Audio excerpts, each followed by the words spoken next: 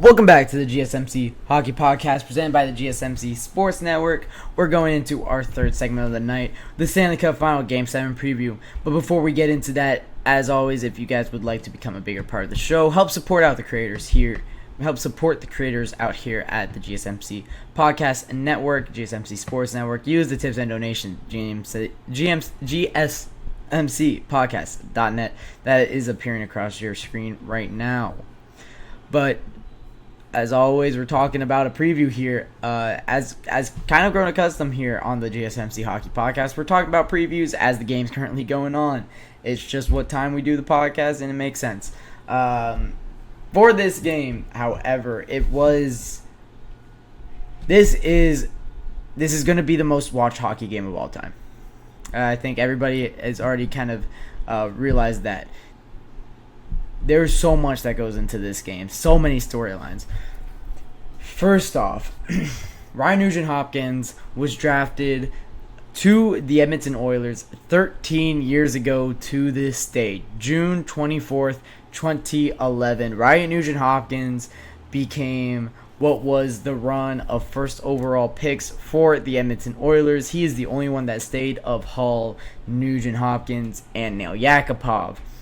And then, of course, in 2015, they also have the number one overall pick where they do select Connor McDavid, but that's in a different kind of a different era for these Edmonton Oilers. It's crazy. They won the lottery in four years. This luckiest team ever, but they didn't hit too well on their picks. So I mean, law of averages, I guess. For the Edmonton Oilers, however, Nugent-Hopkins is the only number one overall pick from that 3-year run that stayed, and he is playing for the first line 13 years to the day later in a Stanley Cup Final Game 7 for this team that he has loved, that he has played for, that he is an assistant captain for. He is playing on that first line like he did in Game 6, Game 1, Game 2, and Game 3 of the Stanley Cup Final with Connor McDavid and Zach Hyman. Warren Foegele, Leon Draisaitl, Dylan Holloway is your second line here. Matthias Janmark, Adam Henrique, Connor Brown is your third line. Ryan McLeod, Derek Ryan, and Corey Perry is your fourth line. There we go. Going to the next biggest storyline here for the Edmonton Oilers. Of course, you have McDavid and Draisaitl trying to win their first cup. However, those guys are a little bit younger than the other guys here. Corey Perry.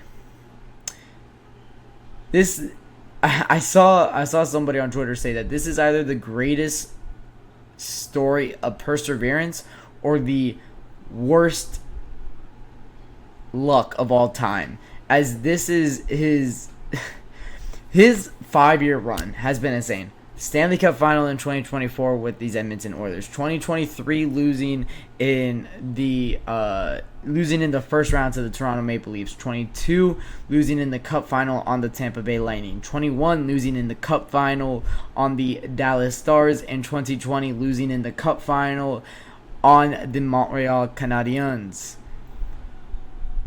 He either becomes somebody that lost the cup on a fourth different team in 5 years, or he becomes a guy that stuck through it and finally won a cup, his second of his career, by the way.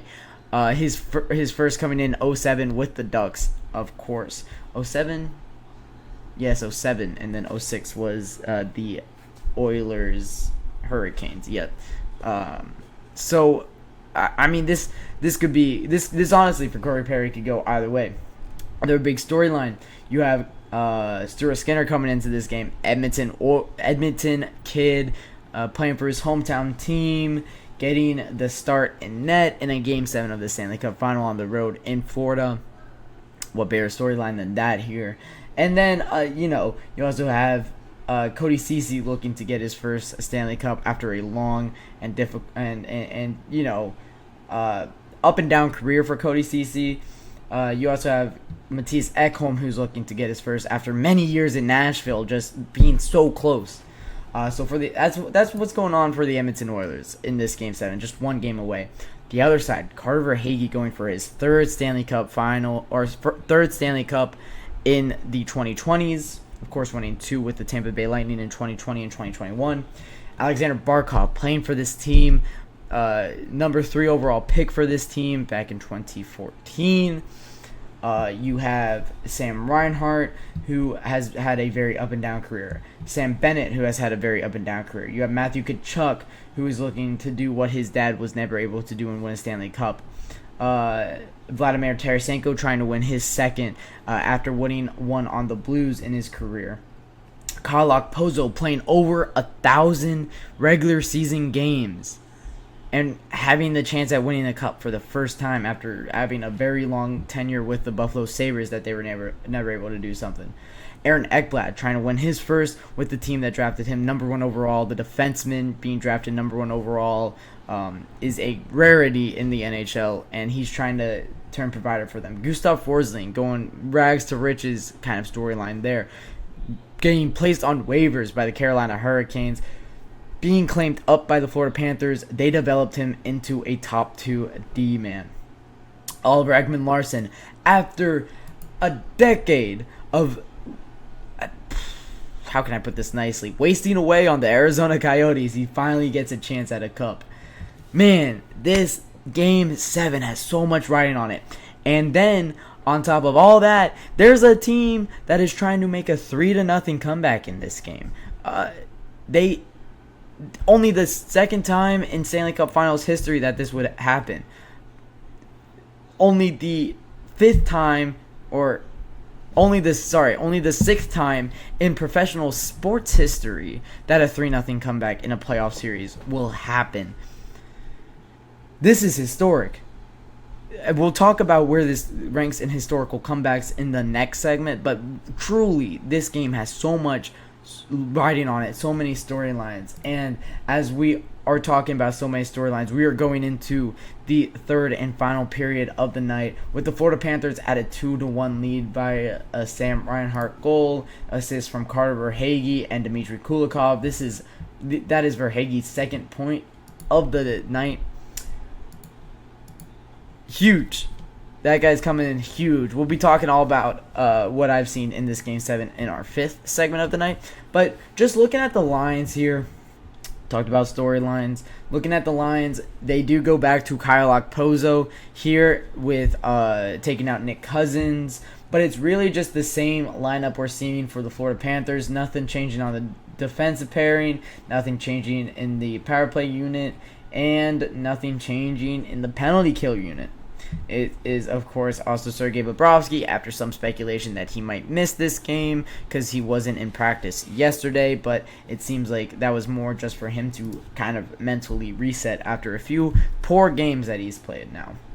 On the other end, they do, for Chris Knobloch, he does stick with Nugent Hopkins, McDavid, Hyman on that first line, as Fogle, Draisaitl, and Holloway really did work out well in that Game 6. And then it's the same bottom 6 that we've seen for the entire series. You also have Ekholm, Bouchard, Nurse, Broberg, Kulak, Ceci. Desharnais is out for this team now. And Sam Gagner, Sam Carrick, and Evander Kane are the other notable scratches for the Edmonton Oilers. They do stick with their special teams unit as well. And Stuart Skinner is getting the start for the Edmonton Oilers as well. Another big part about this game, Paul Maurice, 26-year head coaching career, one of the longest lasting head coaches in the NHL. Been on a few different teams, taking over this Florida Panthers team after Joel Quenneville had to step down in 2023, last year, I believe, maybe 22. But anyways. He is 4-0 in Game 7s in these Stanley Cup Finals. That is a very good record. Looking to maintain that, of course. Other historical things that come into effect here. You have the last 3 Game 7 winners in the Stanley Cup Final has been the road team winning the game. However, in Game 7s of the Stanley Cup Final history, it is 12-5 for the home team overall.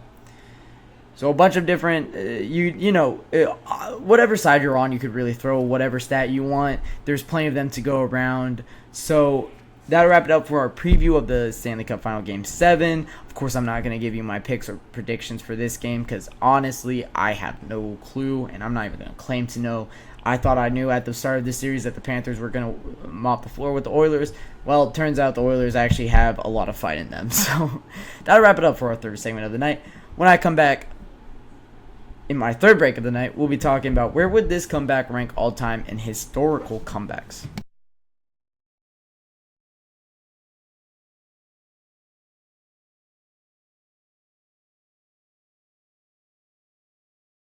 For the best and latest podcasts available anywhere, go to the podcast app on your cell phone and type in GSMC to access free content-rich podcasts on health and wellness, book reviews, sports, entertainment, relationships, social media, movies, technology, finance, and even weird news. Subscribe and download the GSMC Podcast Network's family of shows, available everywhere podcasts are found.